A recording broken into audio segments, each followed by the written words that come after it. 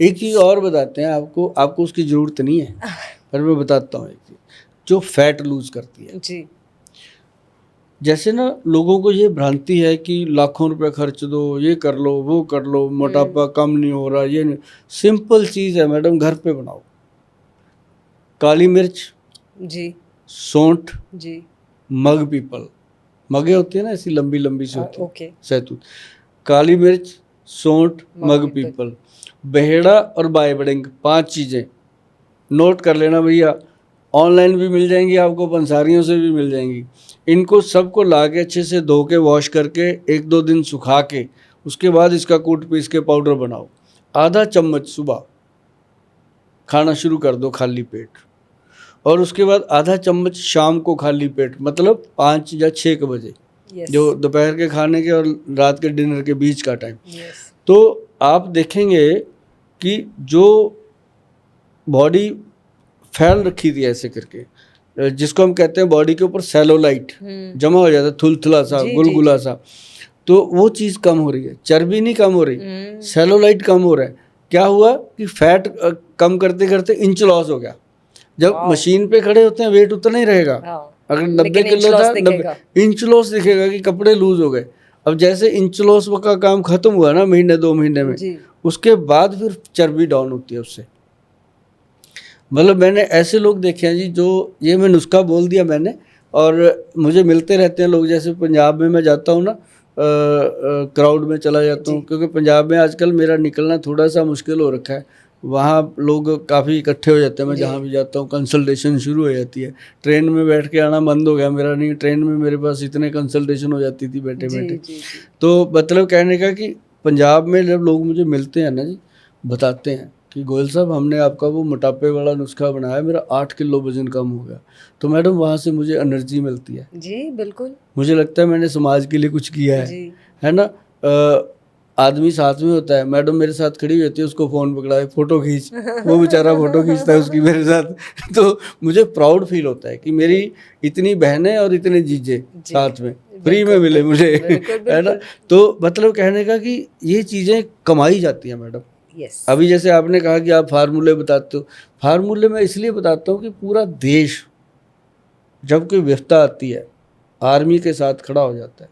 पूरा देश एक दूसरे के साथ एकजुट हो जाता है। जैसे कोरोना आया था, एक दूसरे के साथ अंदर से एकजुट था, लेकिन वैसे दूर दूर से बात करते थे लोग। एक दूसरे के साथ जब हम इतना प्रेम करते हैं मुसीबत में, तो यार हर वक्त करो ना, अपने देश के लोगों के लिए कुछ करो। बस ये है दिमाग में मैडम। अभी देखो 60 साल के हो गए, कितने साल और रहेंगे, 60 और रह जाएंगे, है ना। बहुत अच्छी बात है ना। तो 60 और रहने की इच्छा पता है क्यों है?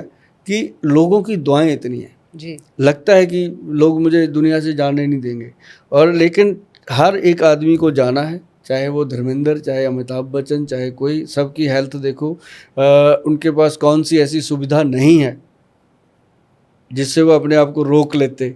लेकिन सबका समय समय पे देखो, सभी की हेल्थ डाउन होती है, तो शरीर डाउन, शरीर जो है ये अपना काम करता है। ये तो ऐसे सेलिब्रिटी हैं जिन्होंने अपने आप को फिट रखा हुआ है, ही मैन जैसे, तो ये चल रहे हैं। लेकिन आम लोगों का तो बहुत बुरा हाल है। आम लोग तो 60-65 में लुटक रहे हैं। क्यों? करते ही कुछ नहीं, दारू पी, रात को सो लिए, बीवी को गालियां दे दी, बच्चों को सुबह पलोस लिया, चलो ऐसे ज़िंदगी चल रही है। तो मतलब कहने का कि जो चीज़ें ना आज मैंने शेयर कर दी मैडम आपके साथ बैठ के, मैं हमेशा करता रहता हूँ। और मेरी यही इच्छा है कि जो भी लोग इन चीज़ों को यूज़ करते हैं, वो जब थैंक यू करते हैं, वो थैंक यू मेरे पास पहुंचते हैं मैडम, मुझे पता चल जाता है। मेरा शरीर जब सुबह बेड से मैं उठता हूँ ना जी, तो मुझे उस दिन पता चल जाता है कितने लोगों के मेरे को आशीर्वाद मिले हुए हैं। पैर हल्के होते हैं, शरीर हल्का होता है, बेड पे लेटते ही मुझे नींद आती है, सुबह फटक से नींद खुलती है। मैं अपना एक 40-45 मिनट का सुबह योगा वगैरह करता हूँ, बस वही मैं अपने आप को देता हूँ। अदरवाइज 18 घंटे मैं लोगों को देता हूँ जीवन के। और ये जब तक जान में जान है देते रहेंगे, और नुस्खे भी देते रहेंगे। वाह सुभाष जी, अमेजिंग अमेजिंग। मुझे लगा नहीं था जब मैं आई थी बातचीत करने कि मुझे एक ऐसे इंसान मिलेंगे जो आई मीन इतने सेल्फलेस होंगे। सेल्फलेस की तो एक बात है, लेकिन इतने नॉलेजेबल, इतना नॉलेज होना स्पेशली आयुर्वेद जैसी चीज़ में, और उसके बाद भी उसका आप ऐसे ऐसी बातें नहीं कर रहे हैं कि आप उसका बिजनेस बना रहे हैं, आप लोगों की हेल्प ही कर रहे हैं उससे। बिजनेस बना के करेंगे क्या, है ना। सो इट्स अमेजिंग, कोठी बना बहुत लेंगे, अच्छा लगा। कोठी बना लेंगे, उसके साथ और बड़ी कोठी बना लेंगे, उसके साथ और बड़ी फैक्ट्री लगा लेंगे, कुछ नहीं होना। जैसे मेरे क्लिनिक में गरीब लोग भी आते हैं, मैं तो उनको यही दुआ दाद देता रहता हूँ कि तुम्हारी हिम्मत कैसे पड़ गई। वो आके कहते हैं ना कि गोल साहब बिल बन गया, मेरे पास पैसे नहीं थे, मुझे पता था कि आपकी दवाइयाँ महंगी हैं। मैं कहा महंगी नहीं है, शुद्ध है, प्योर है। और कहता फिर भी इतना रश है जी बाहर, 4-4 घंटे की वेटिंग है मैडम। अगर किसी को 12 बजे की अपॉइंटमेंट है, 4 बजे आती है, इतनी वेटिंग है। कहते फिर भी गोयल साहब, मैं कहा भी है। तो जो लोग अफोर्ड नहीं ना कर सकते मैडम, मैंने उनके लिए स्पेशली किया हुआ है। मेरे पास टोटल एनआरआई जो भी इंडिया आता है वो मुझे मिलना चाहता ही चाहता है, मैं मिलता भी हूँ। और उनको मेरा बोला हुआ है, एनआरआईज को बोल देता हूँ कि भाई आप अफोर्ड कर सकते हो, मेरे पास महीने में 15-20 लोग ऐसे आते हैं, क्या कर सकते हैं। कहते हैं या फ़ोन करना, पेशेंट किसे बात करा देना, हम पैसे आपको डाल देंगे। ऐसे काम भी करवाता हूँ जी मैं। मतलब मैं गरीब आदमी को भी वापस नहीं जाने देता। और इसीलिए शायद वो हिम्मत करके आ जाते हैं, एक दूसरे को बताते हैं तू जा सही, तेरा काम हो जाएगा। तो ये बड़ी बात होती है मैडम, बहुत बड़ी बात होती है। क्योंकि पैसा कमाना, क्योंकि हम ना शुरू से बचपन से ही बाबा नानक देव जी को बहुत मानते हैं जी, पंजाब के टच में है। और नानक बाबा तो सबका गुरु है। तो उनका ना एक फ़लसफ़ा है, आपको मैं बताता हूँ, शायद आपको पता भी होगा, आप भी विद्वान हैं। तो उनका एक फ़लसफ़ा है जो मैंने बचपन से ही लिखा हुआ है। उनका फ़लसफ़ा है नाम जपो, वंड छको और किरत करो। मतलब अपना कर्म काम ईमानदारी से करो, जो आता है उसको मिल बांट के खाओ। और ये एक बहुत बड़ा फ़लसफ़ा है जी। और साथ में उन्होंने कहा कि नाम जपो, अपने भगवान का नाम जपते रहो। तो ये चीज़ें जो होती है ना, जब अपने ईष्ट को याद करते हो, मिल बांट के यूज़ करने की आदत डालोगे, तो अपने आप ना मैडम वो चीज़ें बनती जाती हैं।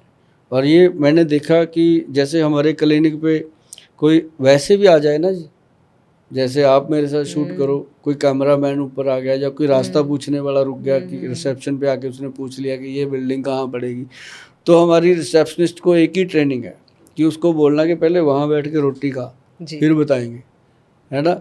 तो मतलब हमारे लंगर हमेशा चलता है, भोजन हमेशा, जो भी जहाँ से आता है, दूर दूर से लोग आते हैं, अभी बॉम्बे से भी आते हैं जी लोग, मतलब कोई कहाँ से आ रहा है, तो उनके खाने की व्यवस्था कंप्लीट है, क्योंकि उसने 4-5 घंटे बैठना होता है हमारे पास, और फ्री कैंटीन है जी। तो ये सारी चीज़ें चलती हैं, तभी जा कर के आज हम प्रीति जंगियानी जी के साथ बैठे हैं। जी नहीं, बिल्कुल बिल्कुल, ये तो मेरा सौभाग्य है कि मैं आपके साथ बैठी हूँ। बहुत जल्द मैडम, अब आपके जो वो है स्पोर्ट्स का जो आपका जी, है वो 5 सिस्टम, अगस्त से है लाइव, उसमें हम एक बार शिरकत करेंगे। प्लीज़। वो और तो मैं जो ऑलरेडी बोलना हमारी चाह रही सपोर्ट थी। होगी हम करेंगे, और जो आप लोगों की सपोर्ट होगी वो आपसे लेंगे, और उस चीज़ में एक बार एंट्री ज़रूर करेंगे, क्योंकि हमारा जो च्यवनप्राश है हमें पता है कि आप लोगों के लिए बहुत स्पेशल है। जी जी जी, हमारे एथलीट्स के बीच बहुत बहुत पॉपुलर होने वाला है। स्पोर्ट्स की दुनिया में मुझे लगता है ये प्रोडक्ट्स बहुत बहुत पॉपुलर हो सकते चंडीगढ़ के जिम जो है ना जी, सारे मेरे अच्छे मित्र हैं। जी। बहुत सारे को मैंने ऐसे सैंपल दे दिया 100-100 ग्राम बना के, सबके फ़ोन आते हैं, कहते हैं गोल साहब उसमें है क्या। जी, या बिल्कुल बिल्कुल जी। जो हमारा खेल है ना, आर्म रेसलिंग, हाँ पंजा, हाँ, वो देश से जुड़ा हुआ, मिट्टी से जुड़ा हुआ खेल है। जो हमारे एथलीट्स हैं वो फार्मर्स हैं, या कभी कभी जिम ट्रेनर्स हैं, या घर पे काम करती हुई हाउसवाइफ्स हैं, छोटे छोटे गांव से आते हैं, उनकी कहानियाँ सुनिए आप। वैसे एथलीट्स हैं जो आर्म रेसलिंग में हैं हमारी इसमें, तो उनके साथ आर्म रेसलिंग, हाँ जी, आर्म रेसलिंग पंजा, तो उनके साथ ये जो आयुर्वेद है वो एक अमेजिंग फिट है, बहुत इम्पोर्टेंट, परफेक्ट फिट है, क्योंकि जो हमारे देश का साइंस है, मिट्टी का साइंस है आयुर्वेद, और जो हमारे देश का खेल है, हमें उसे मॉनिकर भी यही दिया है, भारत का खेल। अब मजा आया आपसे बात करने का, पूरे पॉडकास्ट में अब आया मजा। तो ये चीजें होती हैं मैडम, जब अंदर से निकलती है बात। अब आपको भी देखो, मैंने समझाने में मुझे 1 घंटा लग गया, अब आप पूरी तरह समझ गए कि आयुर्वेद इतना इम्पोर्टेंट है। इसकी तो हल्दी अकेली बहुत है जी, जो पंचम हल्दी है यही अकेली बहुत है, क्योंकि थकावट होने नहीं देनी। और शरीर क्या चाहता है, ना मैं थकूं, और जिन लोगों को बुखार ही चढ़ा रहता है, कहते हैं जी। बुखार चढ़ता रहता है, जी। वो उनको कहा ये खाओ तो मतलब ही नहीं है। एक जी। ना आता है इसमें महासुदर्शन पाउडर आता है ये। हाँ जी।